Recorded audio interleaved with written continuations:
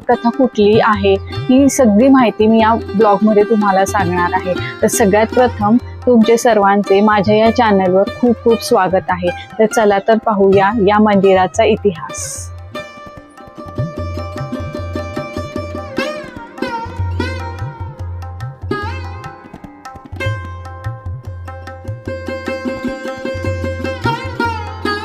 आता आम्ही कोपेश्वर मंदिराकडे जाते आणि जी समोर ती दिसत आहे ती भिंत, तिथूनच आहे कोपेश्वर मंदिराचा मुख्य प्रवेशद्वार।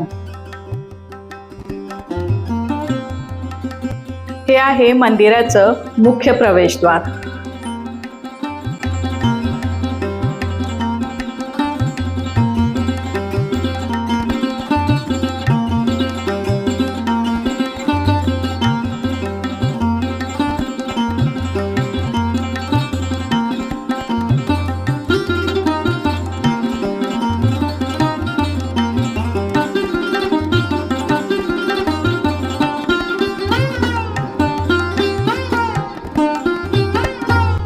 मुख्यद्वारातून आतमध्ये प्रवेश केल्यानंतर समोरच जे दिसत आहे ते आहे सुंदर असं कोपेश्वर मंदिर।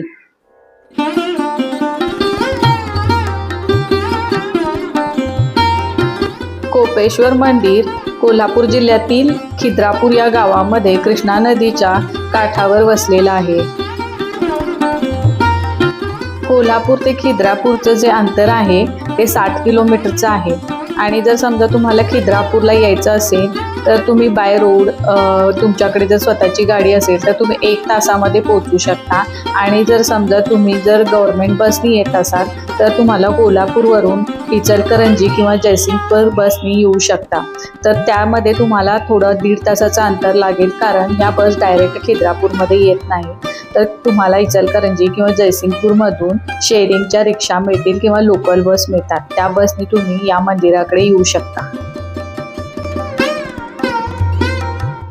कोपेश्वर मंदिराबद्दलची माहिती सांगण्यापूर्वी मला तुम्हाला अजून एक गोष्ट सांगायची आहे, म्हणजे